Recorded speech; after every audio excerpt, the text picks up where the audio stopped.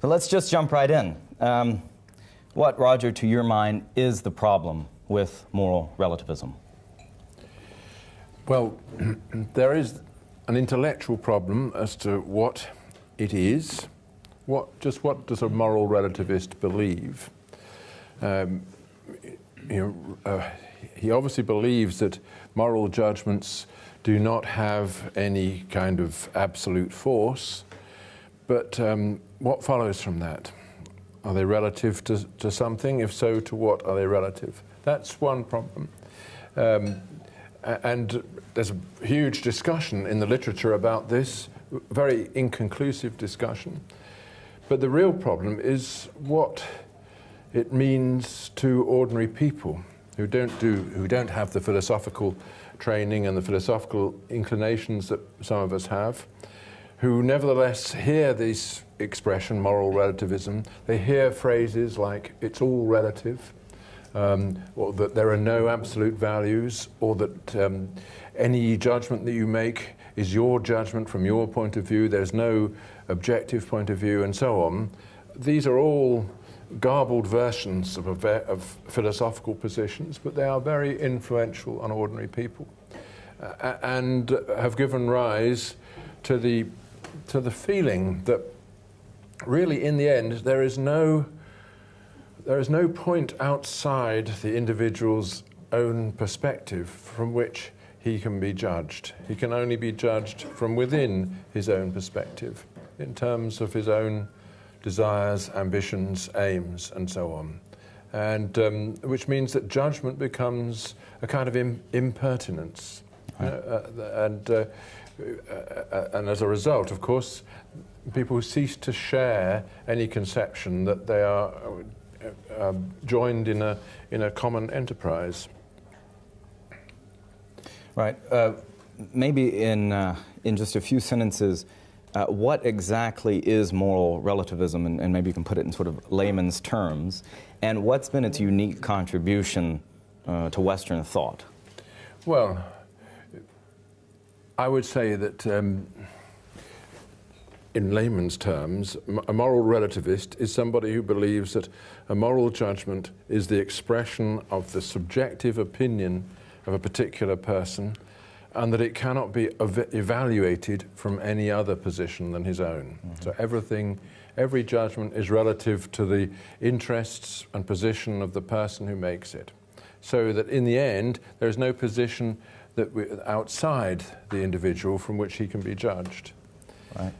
So then maybe an older view of thinking or philosophy or of approaching life would have been an endeavor to discover truth, or something like that. Yeah, obviously one contrast with this is the religious worldview, which says that there is a position outside the individual's interests from which he is judged. That is the position occupied by God, who, as it were, provides that overview, systematic overview of all our desires and all our aims, and is in a position to judge us.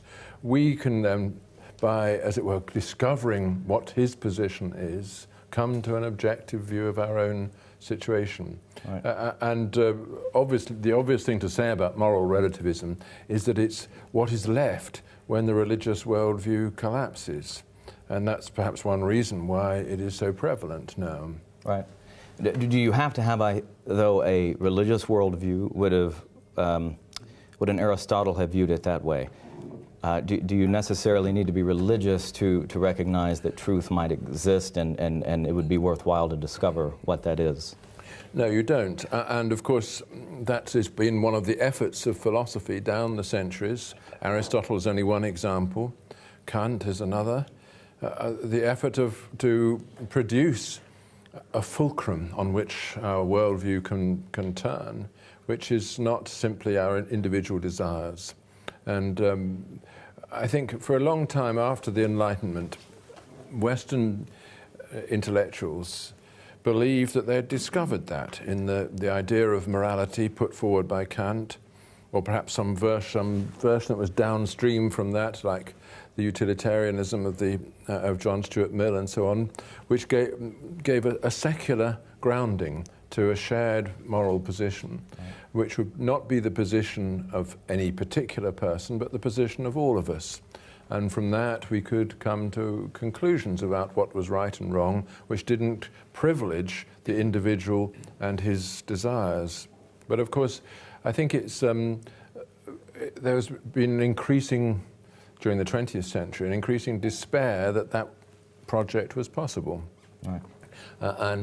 This despair had many forms, but one of the most important from the point of view of rhetoric was the existentialist position of people like Sartre. Sartre said, he argued that there is no position from which I can be judged except my own.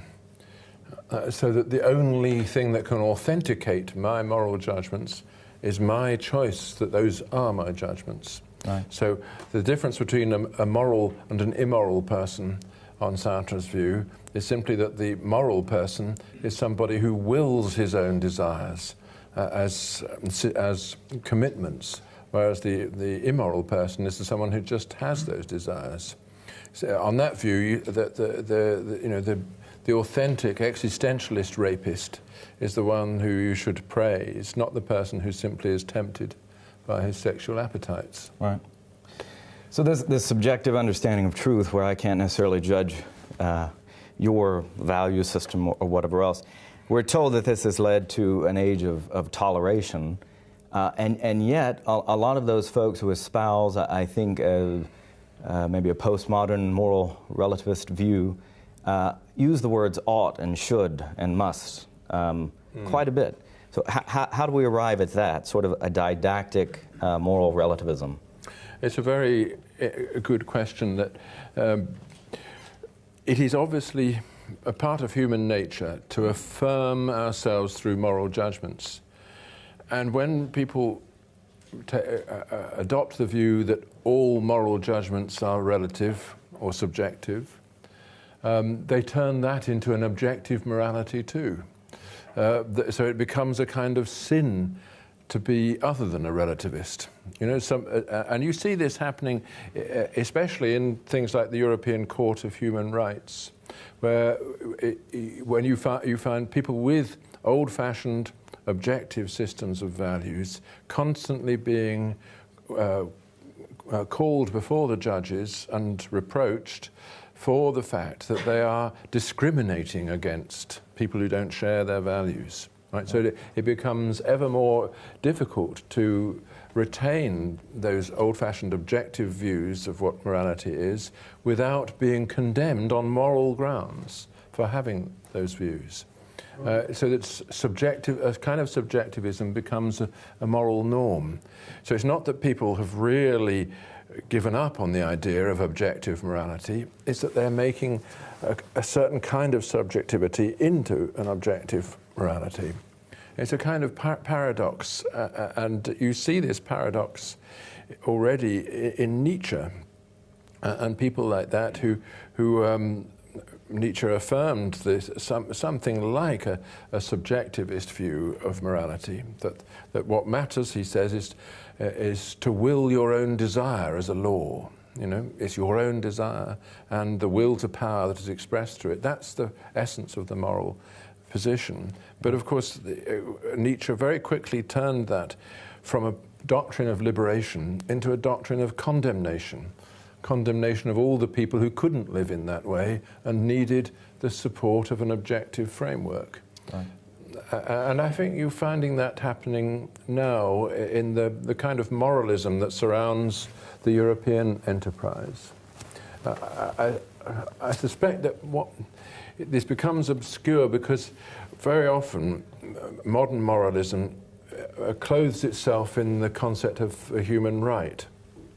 You know, the idea of universal human rights is a sort of political expression of the 18th century Enlightenment morality, especially it grows out of Locke and out of Kant, and it is what we have retained in the modern world of that noble effort to construct an objective morality without God. You know, and this morality had the form of a respect for universal human rights that we all possess by virtue of our human nature, and which we can affirm against each other, we can lay claim to them, and expect others to acknowledge that claim. Yeah, so it gives a fulcrum outside the individual desire on which the issue can be turned. But it all went terribly wrong, in my view, after the Second World War, when people lost any sight of what the list of human rights consisted of.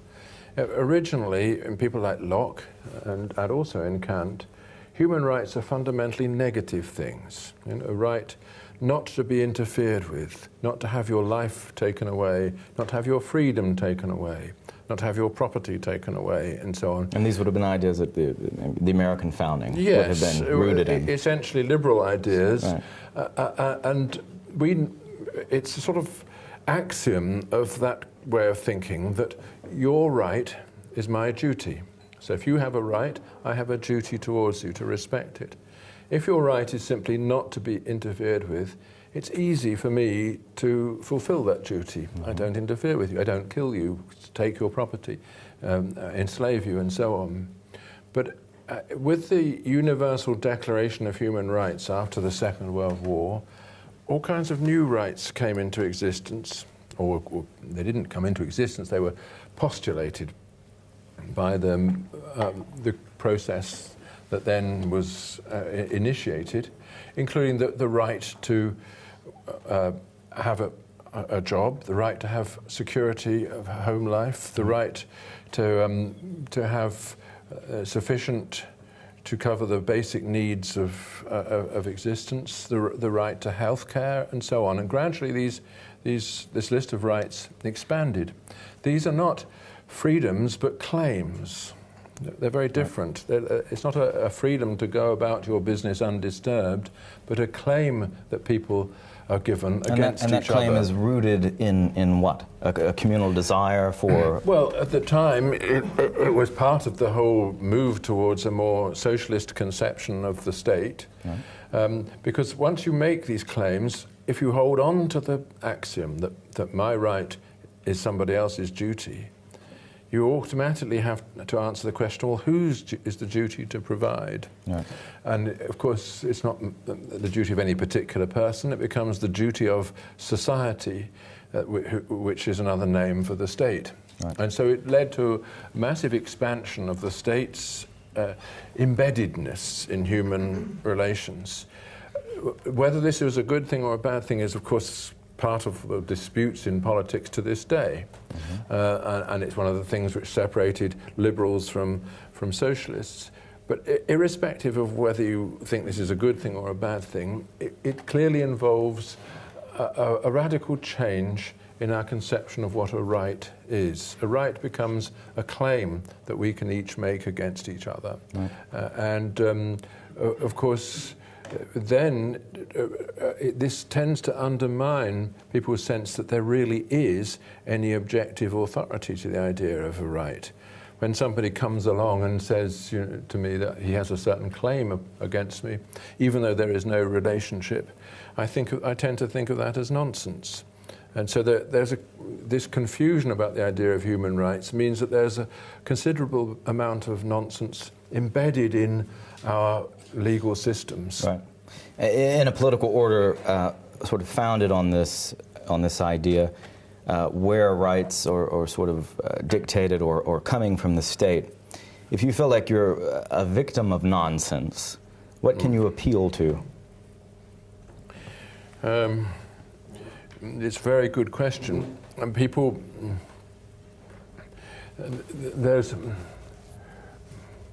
let me give you an interesting case.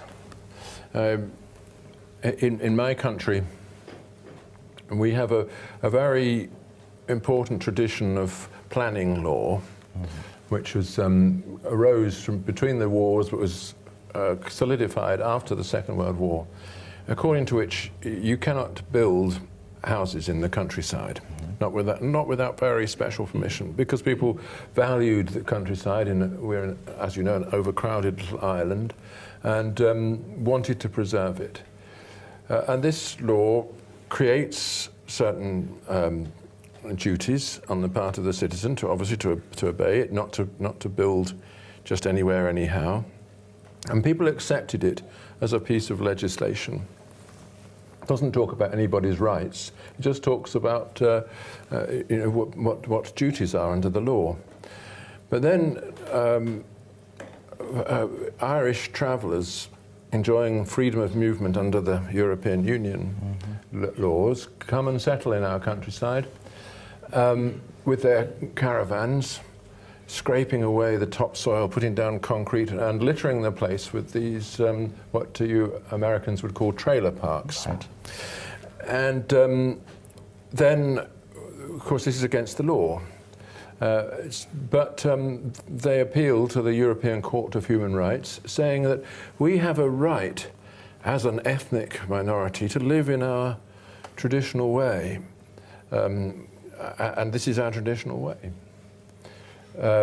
Now, if the court upholds that judgment and says that they do have a right, then all other interests are cancelled by it, because a right is a non-negotiable privilege. Right. Whereas the neighbours of these people just have whatever ordinary legislative rights and duties have been laid down. So the result is that this law is no longer applicable. This isn't me, is it? No.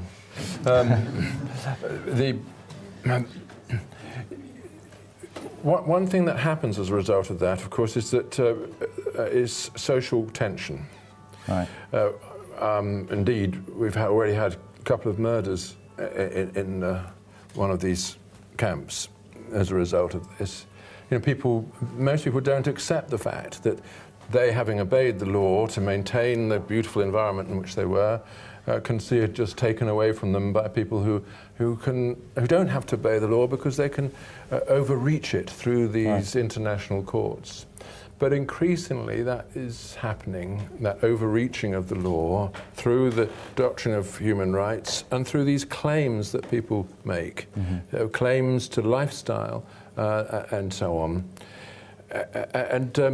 So you're suggesting that there really is nothing to appeal once you reach a certain state? Well, this is a technical problem, but in our law, and I think in all laws, if something is a right attaching to an individual, then that's it.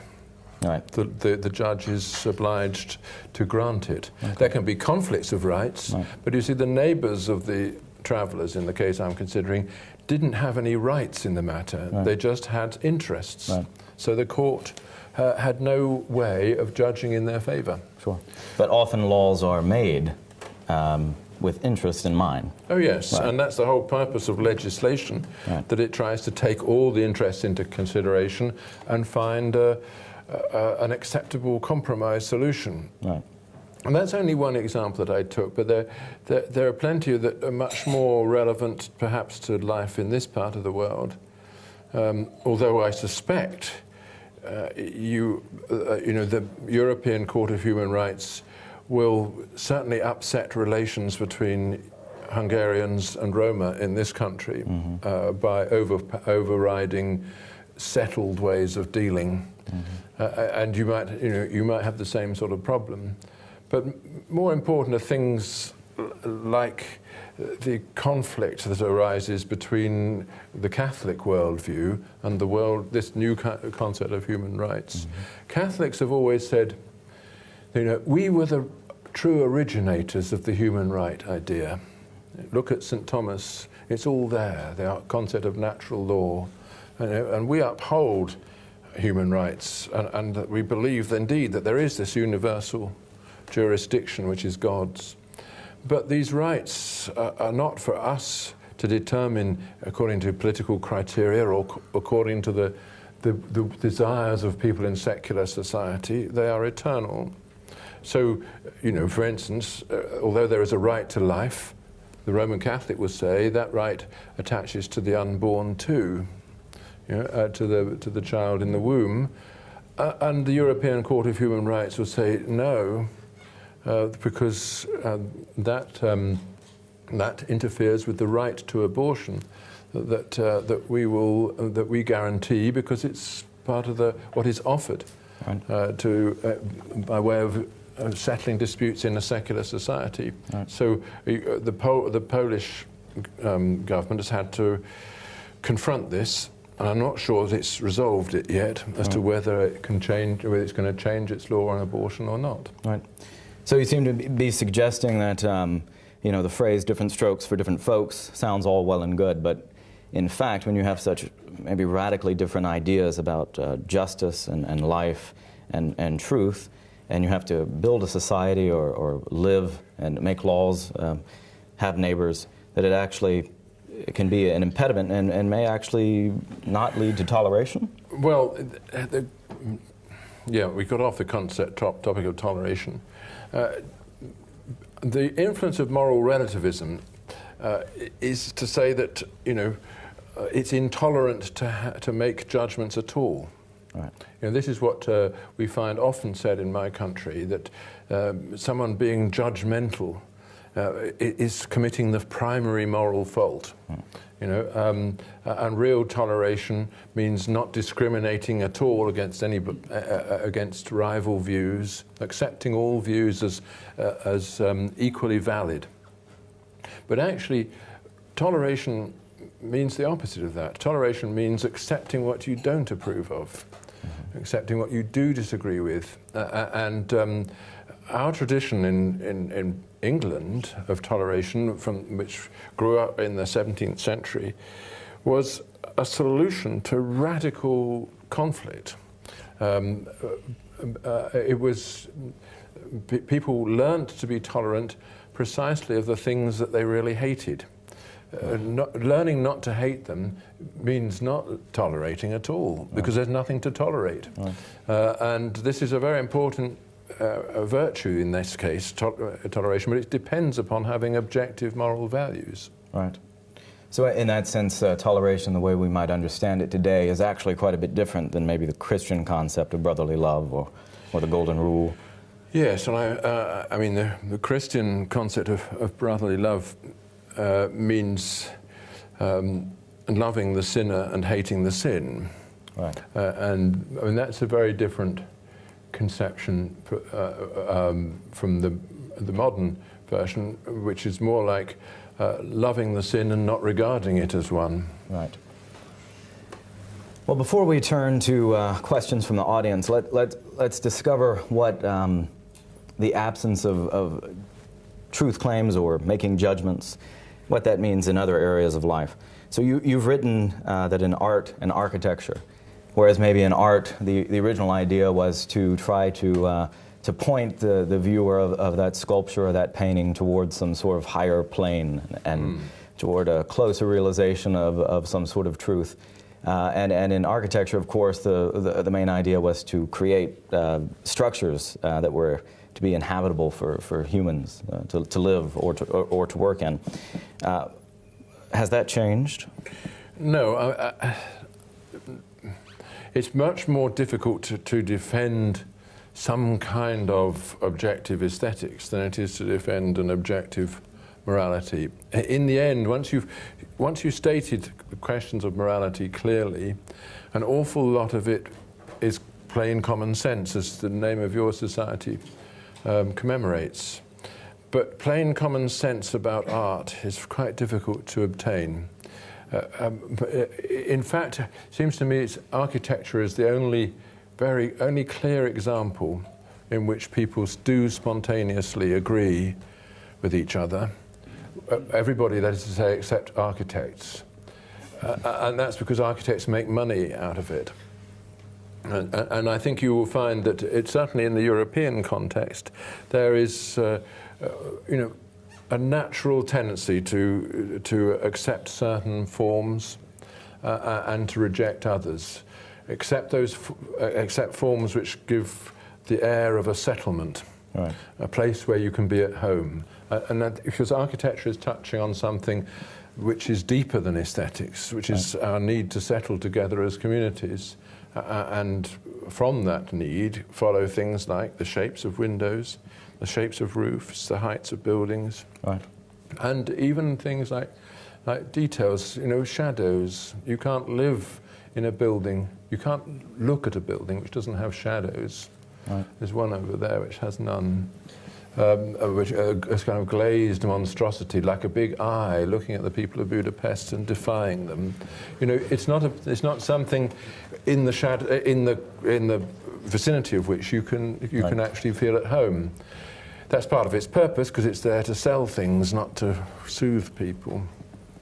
But I think in the sphere of architecture you can draw on other things than the pure look of buildings in order to establish some kind of consensus. And it's very clear from the cities of Europe that that consensus has existed for at least 3,000 years in a very broad sense. Right. You know, the column and the architrave and the roof and the window, you know, these are standard things. When it comes to music and painting, things look a little bit different. But still, you know, there's an expectation in most morally alive people that art should not, as D.H. Lawrence puts it, do dirt on life. It shouldn't desecrate the ordinary expectations and the ordinary modes of fulfillment that people have. And, you know, obscenity, destructive violence, chaos, works about that seem to celebrate the negative. For that reason, I think, put people's teeth on edge and also give them a sense a sense of sacrilege sometimes. Working out that idea is one thing to which I've devoted, you know, some of my work. So I have a few things to say about it. All right. Let's open it up for questions.